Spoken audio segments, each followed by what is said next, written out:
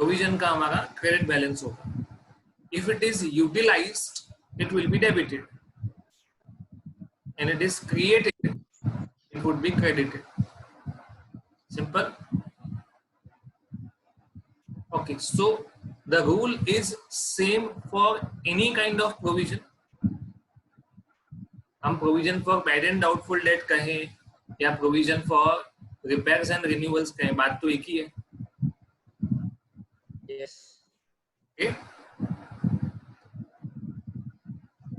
और ये प्रोविजन करना जरूरी है. Every company every business makes such kind of provision. शायद छोटे बिजनेसेस नहीं करते होंगे बट जो मेजर कंपनीज हैं वो एक्चुअली ये प्लान करती है. एवरी ईयर उनका शटडाउन होता है, 5 दिन 7 दिन 10 दिन का शटडाउन होता है जहाँ पे उनकी मशीनरीज का ओवरहॉलिंग होता है.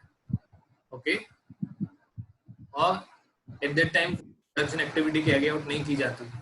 तो जब आप कंपनी में जॉब करने जाओगे या एज अ चार्टर्ड अकाउंटेंट किसी कंपनी में अपॉइंट आप किए जाओगे उसको ऑडिट करने के लिए, तो आपको ये जानना भी जरूरी है कि कंपनी को किस तरह से शट डाउन करना चाहिए कि जिस वजह से मिनिमम लॉस ऑफ प्रोडक्शन हो. ओके, मतलब it should not be like a lockdown, all of a sudden बंद कर दिया. It should be a gradual thing. Okay, पहले कौन सा प्रोसेस बंद करना है, बाद में कौन सा प्रोसेस बंद करना है. It is like that. Okay, तो ये एक प्लान्ड चीज है जहाँ पे कंपनी को मेजर रिपेयर एंड मेंटेनेंस करना पड़ता है. Okay, you need to read the question very carefully. समझो कि आपने, अगर मैं ऐसा कहूँ कि आपने ये सब चीजें 11th स्टैंडर्ड और 12th स्टैंडर्ड में पढ़ी हुई है, देयर इज नो डाउट कि आपने बहुत मेहनत की है, अच्छे से आपने पढ़ाई की है. But when it comes to chartered accountancy, okay, your reading should be very much important. Okay, that will be tested time and again. The following particulars are available from the books of a public company having a large fleet of vehicles. Okay, balance in provision for repairs and renewal as on 31st March 2016. मतलब 2016 के and में हमारे पास 11,50,000 का provision है. Okay, actual repairs charged during the period, कितना repair हुआ उस year में? 7,50,000. इसको मैं कहाँ पे डेबिट करूंगा?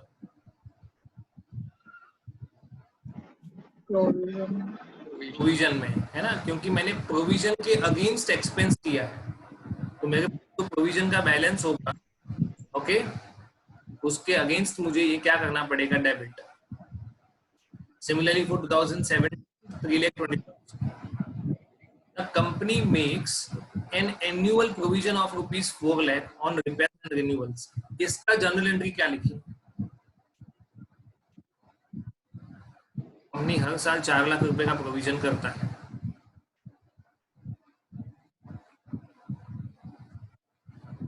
P&L debit to provision.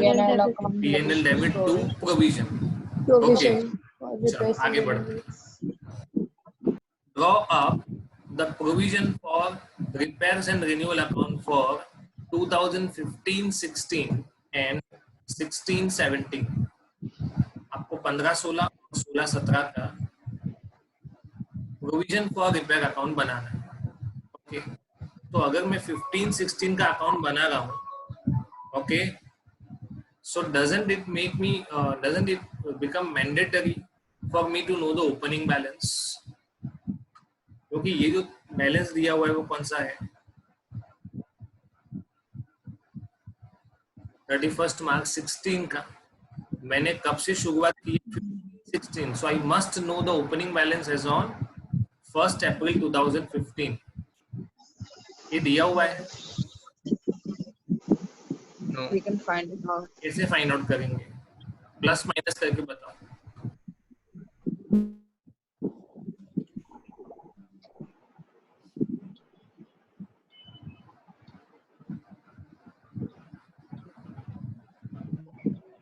Sir, 15 lakh. कितना होगा? 15 lakh. 15 lakh. Okay, how it is possible, ये होगा हमारा क्रेडिट डेबिट साइड है ना, ओपनिंग बैलेंस अगर क्रेडिट होता है तो क्लोजिंग डेबिट होगा, ये भी डेबिट साइड जाएगा, that is total of debit is 19 lakh, और करंट ईयर क्या होगा 4 lakh, Minus so 19 minus 4, the opening balance becomes 15 lakh. You can see the same by way of an account. Okay, हम लोग हमेशा कोई भी प्रोविजन का ओपनिंग बैलेंस क्रेडिट साइड लिखते हैं और क्लोजिंग बैलेंस डेबिट साइड लिखते हैं, इतना तो हो गया। चलो हर साल प्रोविजन करते हैं 4 लाख रुपए का, उसका entry P&L to provision, okay, और हमने करंट ईयर में जो रिपेयर किया तो provision to repair, total of 19 lakh minus 4 lakh. This is my balancing figure. This would be okay. Now this 1150 would be carried forward to next year. Again a provision of 4 lakh minus utilization of 320. So that makes it the closing balance of 1230. Okay. Any doubts? No, sir. ये दो balancing है ना, तो ये दो entries हैं, effect है। इसका एंट्री क्या पड़ा, provision to profit and loss account debit to provision for repairs, और इसका एंट्री क्या पड़ेंगे, provision for repairs account debit to repairs account. मुझे रिपेयर के अकाउंट को नलीफाई करना है तो मैंने पहले रिपेयर को डेबिट किया, ओके, उसको P&L में ट्रांसफर नहीं किया, उसके सामने क्या एडजस्ट कर दिया, प्रोविजन, बिकॉज प्रोविजन भी बनता कहां से है,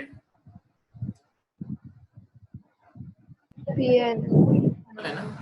it is like your father giving you pocket money, okay, of 10,000, okay, you spent let's say 7,000, so you are not going to ask your father कि पापा 7,000 रुपए लाओ, तो क्या बोलेंगे, जो दिए थे उसका हिसाब लाओ पहले, है ना।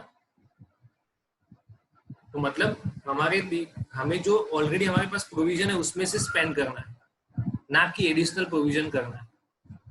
हाँ, अगर वो एवरी मंथ है ना, तो पापा हर महीने करते रहेंगे प्रोविजन ना, 10-10 हजार रुपए का प्रोविजन करते रहेंगे आपके लिए, ओके, और उसमें से आप जो एक्सपेंस करोगे उसका आपको रिकॉर्ड देना है। Is it okay? So your father would come to know what is the amount left out at the end of a particular period. Okay. So here we are done with the chapter number 5, and that makes it our chapter 3, 4, 5 and 6. हमने 4 chapter accounts complete कर लिए हैं।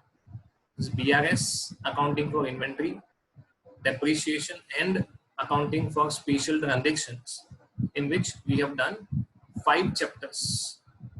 Okay, that is average due date, account current, bill of exchange, consignment, and sale of goods on sale or return basis. Okay, we'll be starting with law again tomorrow. Okay, thanks a lot. Thank you, sir. All the Thank you, depreciation sir. PDF. Okay. Yes, sir. Thank you, sir. Thank you, sir.